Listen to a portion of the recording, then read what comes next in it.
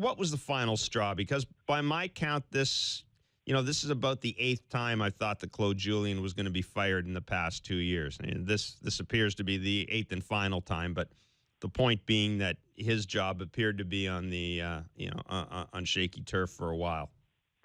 Yeah, for whatever reason, no matter what Claude did with the team, he never seemed to be able to get enough support in the management booth and the ownership booth above him to have confidence in his job. I mean, look, this is the winningest coach in Bruins history, a guy that led them to the Stanley Cup, a President's Trophy, won a Jack Adams Award, and you're right, going all the way back to 2011, the year they won the Cup, his job was rumored to be in danger. So, it's tough to figure. I think it's a mistake.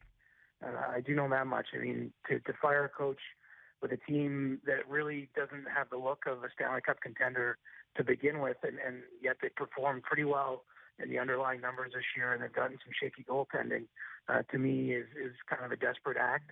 And to bury it on the Super Bowl parade day just kind of, I think, speaks to some level of dysfunction within the organization. Although, I don't know exactly the depth of it. It's just the optics of this one don't look particularly good, Jeff. No, and look, coaches are hired to be fired. We all know that. But my God, I think a guy like Claude Julien, I don't know, maybe Claude Julien likes it this way. If you're going to be fired, then just get it done. But my God, I think looking at what he's done for that team and the fact that he's won a Stanley Cup, I'm with you. First of all, I don't think the guy deserves to be fired. But secondly, he deserves better than this. He deserves better than, kind of a midnight firing, sort of swept under the rug by his organization. And he really does.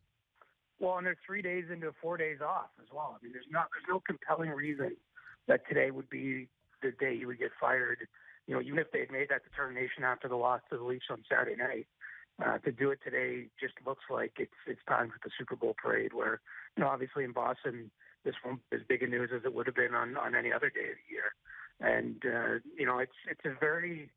it's a strange thing. I think ultimately, once the disappointment wears off here for Claude, there'll be some relief because of what we're talking about. That this is kind of been hanging in the air, and I think at this point, his feeling was that what more can I do? I mean, the Bruins have accomplished an awful lot under his time with them. Again, I think that their roster is not very good, frankly, and yet they're one of the top possession teams in the league, and everything points, in fact, to them, having a strong second half, just because they've been a little bit unlucky so far in this season, and they probably would have turned the corner with Claude behind the bench, but he's going to be in demand.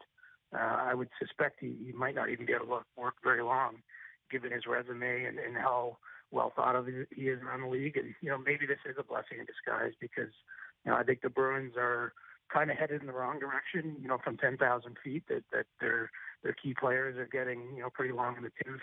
I'm not sure that there's enough coming up in the pipeline to keep them as one of the elite teams in the league. And obviously they've missed the playoffs the last couple of years, and maybe Claude will find himself in a more winning situation with a little bit more support from management in his next job.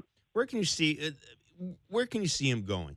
I mean, not to start firing coaches around here, but I've got to think that there are some conversations being had this morning between different owners and general managers now that this guy is available. What are some of the teams that we should be keeping an eye on for coaching changes? Could Dallas be one of them? For sure. I mean, if you're talking about right away, you're looking at the teams that are maybe underperforming, where they had expected, and Dallas has done that so far. They're essentially bottom in the West, except for the two teams that are totally out of it. But among those, still looking to make the playoffs. You wonder about the Winnipeg Jets. Although there's been signals there that Paul Maurice is safe, and that they're even thinking about talking about an extension with him. But would they consider it? I mean, the opportunity to get a guy like Claude Julien doesn't happen very often, and he might be, if you're sort of ranking coaches a degree or two below someone like Mike Babcock or Joel Quenneville. But we saw when Babcock was available in the summer a couple of years ago, the level of interest there was in him. And I would expect it'll be the same. I mean, it's somewhat complicated by the season going on because I don't expect that everyone is willing to just fire their coach, right now after learning this news and go after him. But Claude Julien will be able to pick his spot, and he still has a contract through next season. So, from a personal standpoint, he shouldn't really be in a rush unless he feels compelled to jump back into the fire. And I really do believe, especially after the year, that there's going to be a lot of teams line up at his door.